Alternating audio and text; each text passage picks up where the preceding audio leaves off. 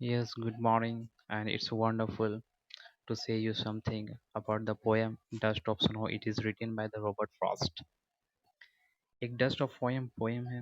Dust of snow एक poem है जो किसके द्वारा लिखी गई है और रॉबर्ट फ्रॉस्ट इसे लिखे हैं। रॉबर्ट फ्रॉस्ट के पोएम को देखने से पहले हम लोग कहाँ जाते हैं, रॉबर्ट फ्रॉस्ट पे आ जाते हैं। तो रॉबर्ट फ्रॉस्ट के बारे में पहले देखते हैं। रॉबर्ट फ्रॉस्ट है बॉर्न इन 1824 सैन फ्रांसिस्को के जो कहाँ है, कैलिफोर्निया में है। Had many had many jobs including he taught lighting और टेक्सटाइल मिल्स एक्सेट्रा। उन्होंने क्या किया, बहुत सारे जॉब किए हैं, ठीक है, लाइटिंग भी पढ़ाए हैं और फिर क्या किए हैं, टेक्सटाइल मिल्स में भी काम किए हैं। Most of his poems came from his life experiences and loneliness. और ज़्यादातर पोएम जो आता है, जो पोएम लिखे गए रॉबर्ट फ्रॉस्ट के द्वारा, ठीक है, वो उनके ज़िंदगी जीवन से जुड़ा हुआ जो एक्सपीरियंस है, तजुर्बा है, उसी पे ये सारा पोएम लिखे हैं। इन 1895 ही मैरिड एलिनोर वाइट और 1895 में उसकी शादी हुई थी बाकायदा एलिनोर वाइट के साथ। Most of his married life was spent in England और ज़्यादातर उनकी मैरिड लाइफ कहाँ पे गुजरी है, इंग्लैंड में ही गुजरी है। और पैदाइश कहाँ हुई थी, कैलिफोर्निया में। And he was a colour blind, लेकिन वो क्या था, कलर ब्लाइंड से वो सफ़र कर रहे थे। He always wanted to receive the Nobel prize for literature. वो हमेशा चाहते थे क्या जीतने के लिए, नोबेल प्राइज जीतने के लिए, ठीक है, लेकिन उनका ये शौक था। अब देखते हैं रॉबर्ट फ्रॉस्ट के बारे में, यहाँ जान गए बायोग्राफी। अब उसको पोएम से देखने से पहले हम एक और चीज़ इसके बारे में थोड़ा सा देख लेते हैं। ये है आपके रॉबर्ट फ्रॉस्ट, ठीक है। इसे क्या किया गया था, बहुत बड़ा प्राइज़ दिया गया था, किस चीज़ का, पुलिट्ज़र अवार्ड, ठीक है।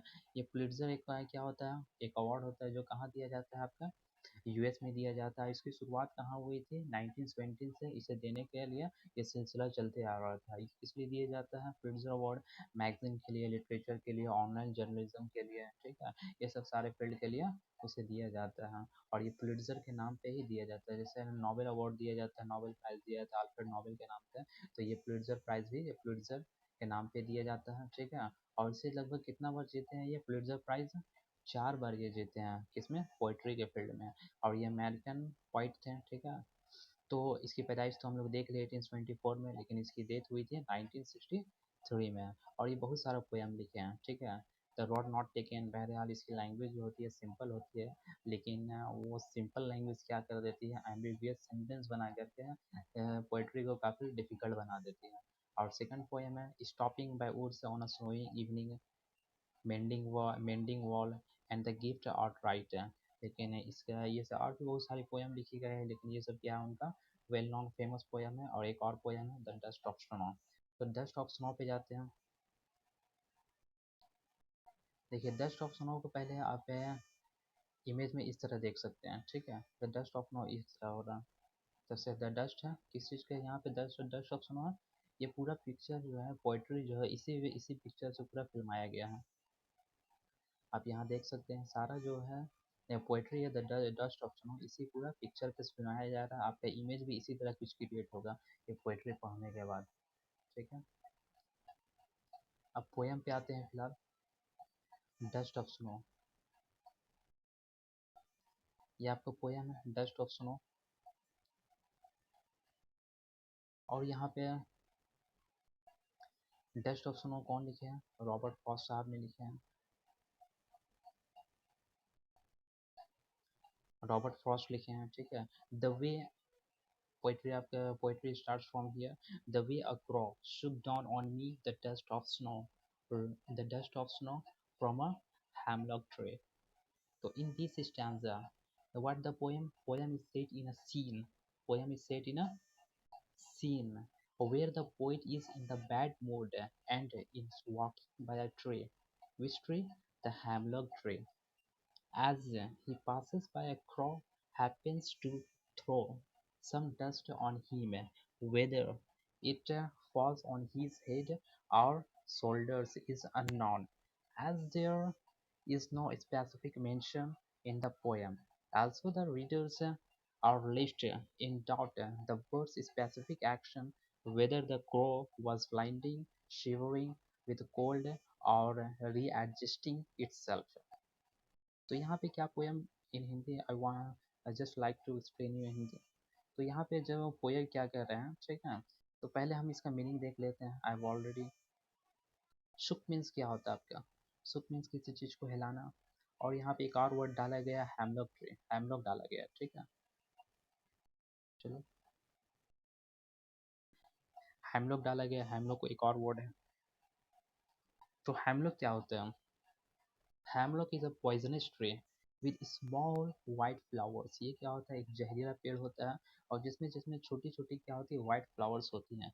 आप सुकरात के बारे में सुने होंगे, सुकरात को, ठीक है, जो one of the greatest philosopher माने जाते हैं, ठीक है। तूने, अगर फिलोसफी हम पढ़ते हैं तो उसका नाम सबसे पहले किसका आता है? सुकरात का ही आता है, सोक्राइट का ही आता है, ठीक है। जैसे अरबिक में सुकरात भी कहा जाता है आपका, और सोक्राइट वैसे ज़्यादातर कहते हैं हम लोग। तो इसका ही नाम आता है। इसको किस लिए है कि क्या पिला करके इसको मार दिया गया था?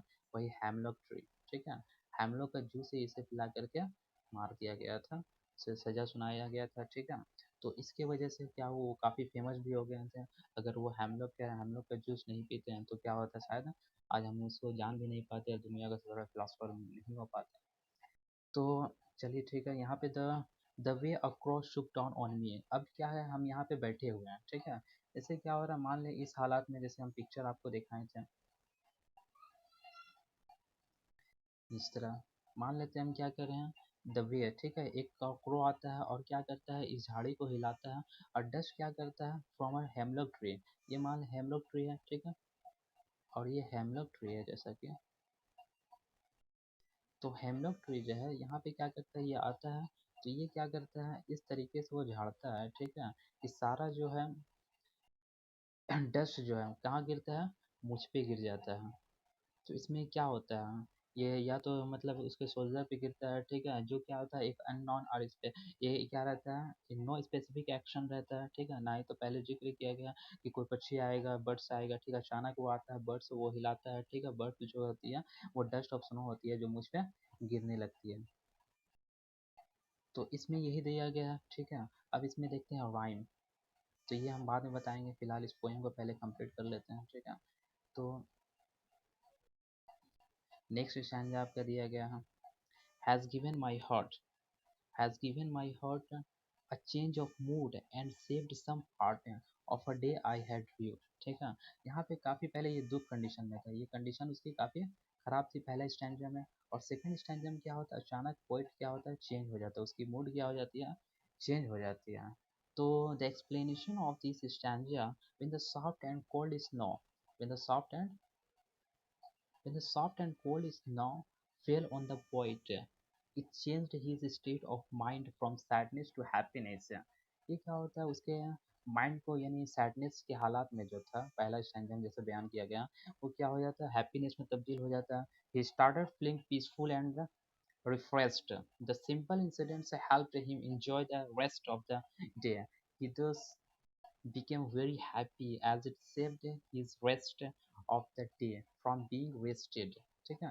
अब ये क्या होता है, काफ़ी मतलब है उसका, तो गुस्सा ठंडा हो जाता है, जैसे कि has given my hot and change of mood. जैसे ये डस्ट ऑफ नो उसके ऊपर गिरता है, तो क्या होता है, जो कि कौन सा ट्री पे बैठा हुआ था, क्रो, हैमलॉक ट्री पे था। And I have already explain you what is hemlock tree, ठीक है। उसका जब डस्ट ऑफ स्नो गिरता है तो उसका माइंड को क्या होता है, सारा चेंज हो जाता है। And saved some part of a day I had rued. Rued means क्या होता है, यू कैन सी हियर, ठीक है। रीड मीन्स क्या होता है, was very about, was sorry about, किसी चीज़ के प्रति क्या होना, चिंतित होना, ठीक है। उसे क्या कहते हैं हम लोग, रीड कहते हैं। तो यहाँ पे क्या कर रहा था वो, बाकी बचा हुआ जो मतलब जिसके बारे में, किसी चीज़ के बारे में वो चिंतित रहता था, वो क्या होगा, रेस्ट ऑफ द लाइफ क्या हो गया, अब हैप्पीनेस में चेंज हो गया। किसके कारण, एक क्रो के कारण, एक क्रो के कारण जो कि आया था, उसके सारा मूड चेंज कर दिया था। मीन्स ये क्या होता है, रॉबर्ट फ्रॉस्ट का लैंग्वेज तो काफ़ी सिंपल रहता है, ठीक है, लेकिन उसका जो एक्सप्लेनेशन रहता है, that is far away from the normal human beings, ठीक है। वो आम इंसान के परे क्या रहता है, बहुत ही दूर रहता है। ये एज अ मैसेंजर बन के आया था क्रो। और डस्ट ऑफ स्नो क्या था, उसका मीडियम था, उसको क्या करने के लिए, माइंड को पीसफुल में बदलने के लिए। तो ये हो गया, ठीक है। I hope you have understood this one. तो अब आते हैं, ये अभी भी नहीं समझ में आया होगा, अब इसमें आते हैं, ये तो क्लियर हो गया कि पोएम में क्या कह रहा है। अब इसमें बताया जा रहा है कि अब इसमें फिगर ऑफ स्पीच भी बताया जाता है, ठीक है, जिसको हम लोग लिटरेरी डिवाइस भी कहते हैं। अब लिटरेरी डिवाइस हम लोग यहाँ पे देखते हैं क्या आखिर लिटरेरी डिवाइस है इसमें, ठीक है। तो लिटरेरी डिवाइस क्या है? तो पहला तो एलिट्रेशन है, ठीक है। एलिट्रेशन को आप लोग समझते होंगे, एलिट्रेशन किसे कहते हैं, ठीक है। एलिट्रेशन आप लोग पढ़े भी होंगे एलिट्रेशन के बारे में। एलिट्रेशन क्या होता है? The occurrence, what is alliteration? Alliteration is the occurrence of the same letter और same sound at beginning of the adjacent और क्लोजली, ठीक है। सेम साउंड होना चाहिए और सेम लेटर होना चाहिए और एडजेसेंट भी होना चाहिए और क्लोजली। जैसे कि यहाँ पे क्या दिया गया है, हैज़ है और हॉट है, ठीक है। यहाँ पे एच एच से स्टार्ट हो रहा, ठीक है। लेटर क्या है, एच साउंड का क्या हो जाएगा यहाँ पे, एलिट्रेशन हो जाएगा साउंड एच का। और क्या हो जाएगा, एंड एस है सेप्ट एंड सम, एस सेप्ट का भी एस से शुरुआत हो रहा और सम का भी एस से शुरुआत हो रहा, तो ये क्या कहलाएगा, एस साउंड का। यानी इसमें एलिट्रेशन का इस्तेमाल किया गया है, लिटरेरी डिवाइस का किस चीज़ का इस्तेमाल किया गया, एलिट्रेशन का। तो एलिट्रेशन एच साउंड का है और एस साउंड का है। अब देखते हैं दूसरा डिवाइस और दूसरा क्या इस्तेमाल किया गया है। तो इसमें राइम स्कीम भी है, ठीक है। राइम स्कीम भी देख लेते हैं। राइम स्कीम तो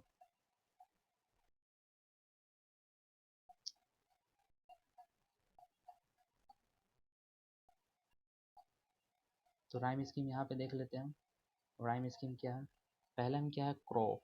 क्रो को राइम स्कीम ए हो जाएगा, मी बी हो जाएगा, स्नो, क्रो एंड स्नो दोनों राइम मैच खा रहा है, इसको हम लोग क्या कहते हैं, राइम कहते हैं। ये भी क्या हो जाएगा, A and me and tree, यानी क्या हो जाएगा rhyme scheme A B.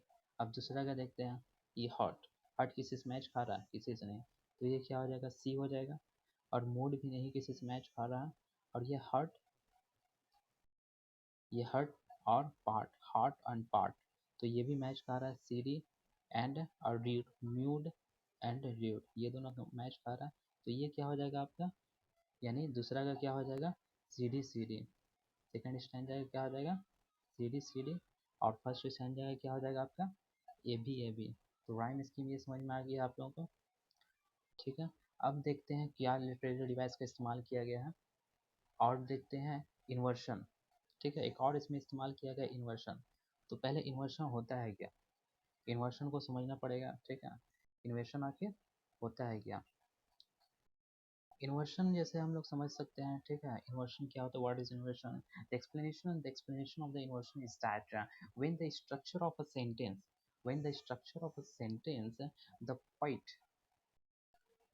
when the structure of a sentence is changed by the poet to create rhymes, this poetic license is called inversion. क्या होता है, जब इन्वर्शन किसे कहा जाता है, पोइट क्या करता है, वर्ड को, सेंटेंस को एक्सचेंज कर देता है, ठीक है। स्ट्रक्चर ऑफ द सेंटेंस को क्या करता है, चेंज करता है, किस लिए, राइम स्कीम में तब्दील करने के लिए, राइम बनाने के लिए, ठीक है। राइमिंग करने के लिए, राइमिंग करने के लिए किया जाता है, तो उसे हम लोग क्या कहते हैं, तो उसे ही कहा जाता है इन्वर्शन। जैसे कि स्टैंजा 1 में किया गया, यहाँ पे स्ट्रक्चर सेंटेंस को सारा चेंज किया गया है, क्यों, राइमिंग कराने, राइमिंग करने के लिए, ठीक है।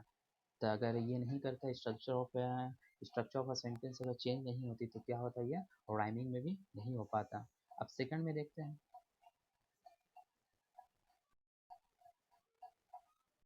तो यहाँ पे देखो अब क्या लिटरेरी डिवाइस का इस्तेमाल किया गया है, तो अब आते हैं एसोनेंस पे। एक और लिटरेरी डिवाइस किया गया है, इस्तेमाल किया गया, एसोनेंस। एसोनेंस क्या होता है, assonance, the explanation of the assonance is that, assonance, ठीक है, ASSONANCE, एसोनेंस, ठीक है। एसोनेंस क्या होता है, assonance is the prominence of the vowel sound through out a line is called assonance, ठीक है। ये क्या होता है, एक वोवेल साउंड होता है किसमें, through out a line, line में ही, इसको क्या बोला जाता है, एसोनेंस कहा जाता है, ठीक है। जैसे कि शुक डाउन ऑन मी, जैसे यहाँ पे दिया गया आपका, शुक डाउन ऑन मी, तो यहाँ पे देखिए एसोनेंस का इस्तेमाल किया जा रहा है। और एसोनेंस में हमेशा क्या ध्यान रखना, वो वोवेल साउंड ही रहता है, क्या रहता है, वोवेल साउंड ही रहता है, इसीलिए उसे एसोनेंस भी कहा जाता है। कॉन्सोनेंट साउंड इसमें नहीं आएगा। और कहाँ आएगा? Through out the line is called. जैसे यहाँ पे शुक, यहाँ पे शुक लिया गया, डाउन लिया गया, ऑन और ऑन मी लिया गया, ठीक है। तो यहाँ पे क्या है? शुक डाउन ऑन मी। तो इसमें क्या दिखाया जा रहा है आपका? ओ साउंड, ठीक है। ओ साउंड क्या है आपका? ओ साउंड आ रहा है, ठीक है। ओ साउंड क्या है? इसमें प्रोमिनेंट है। क्या है वो? प्रोमिनेंट है। इसलिए देखिए ओ यहाँ भी है, ओ यहाँ भी है, ओ यहाँ भी है, तो ये प्रोमिनेंट हो गया। तो सुप डाउन ऑन मी क्या हो गया आपका? ये आपका एसोनेंस कहलाएगा। क्लियर है ये? क्योंकि ऐसा लिटरेरी डिवाइस बहुत ही ज़रूरी है, ठीक है, क्योंकि एग्जाम में आएगा। जैसे which in this stanza which literary device is used. जैसे ये भी क्वेश्चन में आया, इस स्टैंजा में कौन सा लिटरेरी डिवाइस का इस्तेमाल किया गया है। तो उसमें ऑप्शन रहेगा, ठीक है, या तो ऑब्जेक्टिव में बनाया जाएगा या तो आपको खुद से लिखना होगा। इसी लिटरेरी डिवाइस आपको पोइट्री में लेके चलना है। तो अब आते हैं और कौन सा लिटरेरी डिवाइस का इस्तेमाल किया गया। हम लोग देख लिए हैं, एलिट्रेशन देखे हैं, इन्वर्शन देखे हैं, एसोनेंस देखे हैं।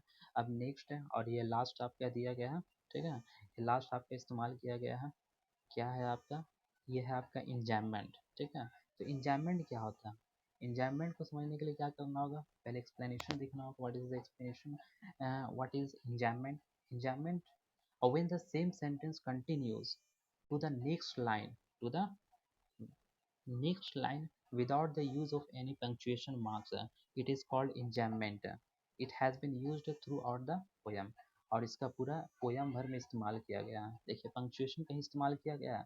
कहीं भी पंक्चुएशन आपका इस्तेमाल नहीं किया गया है।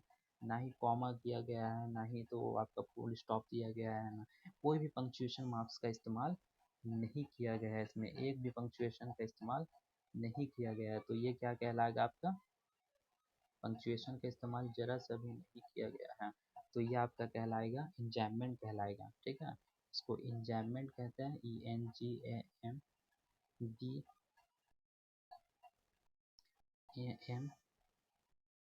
ENGAMENT। थोड़ा लिखने में दिक्कत हो रहा है इसमें। तो इंजैममेंट ये क्या हो गया आपका? इंजैममेंट कहलाएगा, ठीक है। तो इंजैममेंट देखिए कहीं भी पंक्चुएशन का इस्तेमाल नहीं किया गया है, कहीं भर भी नहीं इस्तेमाल नहीं किया, थ्रू आउट द पोयम में इस्तेमाल नहीं किया गया, सिर्फ लास्ट में इस्तेमाल किया गया फुल स्टॉप का, ना ही तो कॉमा है, ठीक है, कुछ भी क्वेश्चन मार्क्स कुछ भी पंक्चुएशन का इस्तेमाल नहीं किया गया है। तो ये थी आपकी poem the dust of snow. तो मुझे उम्मीद है आपको ये समझ में आई होगी और पसंद भी आई होगी। तो now thank you so much. ऐसे अगर इसमें ज़रा से भी आपको अच्छा लगा हो तो इसमें लाइक करना ना भूलें, ठीक है, और इसमें कमेंट ज़रूर करें। कमेंट करने से क्या होगा? अगर आप कमेंट करेंगे यहाँ पे कोई दिक्कत डाउट होगा तो हम आपको वहाँ पे डाउट को क्लियर कर देंगे, ठीक है, आपके रिप्लाई करेंगे। और इसे सब्सक्राइब भी कर लीजिएगा, क्यों? क्योंकि अब वीडियो ऐसा हम बनाने ही वाले हैं, ठीक है। इसी तरह वीडियो बनते रहेगा। तो इससे क्या होगा? अब नया वीडियो आपके पास आते चला जाएगा ना। Thank you so much for listening.